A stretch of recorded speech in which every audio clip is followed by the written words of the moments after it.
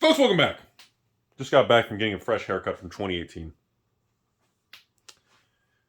So we got two topics here. We've got Double Masters collector boxes approaching and about to crack $300 per 4-pack little collector box. The second part of this video is apparently, which is actually shocking, orders placed on Amazon for Double Masters collector boxes. I've got about, I think, 16 screenshots and emails in the last 48 hours about orders either being canceled. 3 of those show that they kept moving the delivery date, but nothing's actually shipping. And now some people are saying their delivery date was moved from July to the end of July to the middle of August. One person even showed almost September. And I'm like, I mean, you know, I checked with some distributors and there's no open order restock for the collector boxes coming. It's not, there's nothing there. For those of you not aware, the way these main distributors work is they have a system connect with WotC, kind of like a login password kind of thing. There's a database of SKUs between the main licensed distributors and Wizards of the Coast. These SKUs in their system, the distributor is allowed to go through and request restocks or what they call open order, where they can decide how much they want. They're not forced to buy specific products after an initial release. And those product lines will say open order, you know, tell us if you want more, or out of print and unavailable, or last call. There's like a system set up internally behind the scenes. Just so, I don't know if the public knows that. So that's all I'm going to really go into on that. So first, the Amazon thing is very interesting because that's backed by Wizards themselves. They know how many orders in supply they have. And assuming these patrons, or not patrons, these public messages, and well, I guess a couple were patrons. They said they bought multiple sources to hedge their risk. Assuming that it's a purchase and fulfilled by Amazon, not a third-party seller, it's very strange. It's very unusual for Amazon to not, which is Wizards Direct, to not actually fill and honor those orders. That's very strange. I didn't see that coming. But because of that, I don't know how widespread that is, because a lot of people I do know who order from like 3-4 sources, Amazon already shipped it, most people have their order already, or it's in transit, it's actually already moving. So I don't know what's going on with that. Anyway, so back to the TCG player thing. I wanted to go over something that's very interesting, concerning, FOMOing, whatever you want. So understand first, I don't have any Double Masters for sale. So I'm hoping we get the once in a lifetime, they're going to reprint a master set, but I genuinely don't think it's going to happen. Well, technically I'm lying. I do have 2 cases of each for box openings, but I'm trying to get more. I'm working on 3 sources. One is a very large company store that everybody knows in the US and you would know their name. And another one is a very large seller. And one is one particular distributor that's kind of bundling. If you want a box, you have to buy Boulder's Gate, or you have to. So I'm working on trying to get a little bit of draft and collector boxes. But here's the kicker of everything going on, folks. As of filming this video, TCG player here, we're still seeing an average of 2 to 3 pages of sold listings. Pages of sold listings per day on TCG player for Double Masters collector boxes.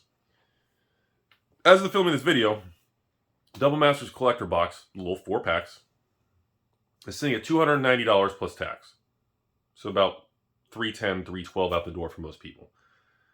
But the price itself isn't really what's concerning to me right now. The single cards are actually, after that initial huge drop, a lot of them have had actually, some people are calling it a dead cat bounce, some people are calling it a rebound, but they're showing signs of stabilizing now, which is a lot quicker than I would expect. Usually it takes longer. But the problem here is based on the velocity of sales on TCG player for Double Masters collector boxes. As of this filming, there's 256 boxes total available on TCG player under $400 a box. Not $290, like I said, which is the current price. There are less than 300 boxes on the entire TCG player platform. And approximately 170 boxes on eBay. And of course, some of those are the same stores overlapping, so we don't know. So let's just assume they're not. Let's assume the best case scenario. Let's say they're mutually exclusive. They're not overlapping. That's less than 500 boxes on eBay and TCG player combined, with essentially a no reprint no restock coming for this collector item. Based on the sales velocity of 2 to 3 pages a day of sold listings on TCG Player, we have less than 1 week till these things are going to breach $350 to $400 a box. Do I think that's going to happen? It's possible. My instinct says as this thing breaks above 300 and goes to 320, 340, 350 for the collector boxes, some people who are keeping theirs sealed and the evil sealed product investors are going to bring theirs to market and they're going to lock in profit. So I think as we approach the $320 to $350 price point for the Double Masters collectors, I think a lot of people who even bought from me for $260 to $279 range, or they bought from Amazon originally at $230 plus tax, was it? $229 plus tax, so $250 out the door. So all these people who essentially bought between $250 and $300 are going to start being able to actually make a 10, 20, 30% profit literally in a couple weeks.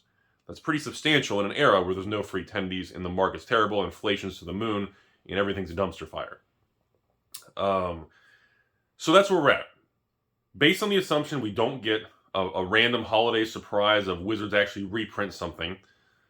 B, based on the trajectory of sales and based on even the higher price, people are not letting up.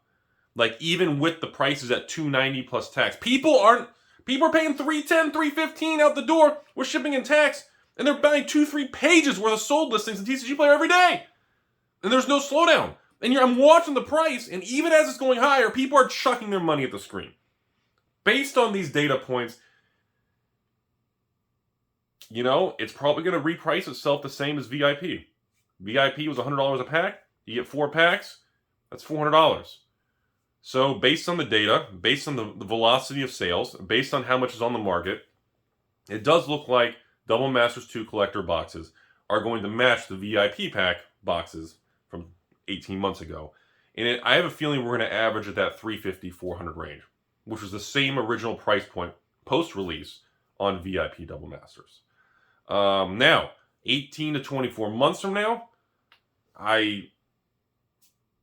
the problem is with this, essentially you don't need to sit on sealed product and wait a couple years. The issue with this situation is you can literally just infinitely crack the boxes. And on a large scale, even if you get 1 or 2 week boxes, on a larger scale, it's still really fun. And you tend to generate a positive cash flow.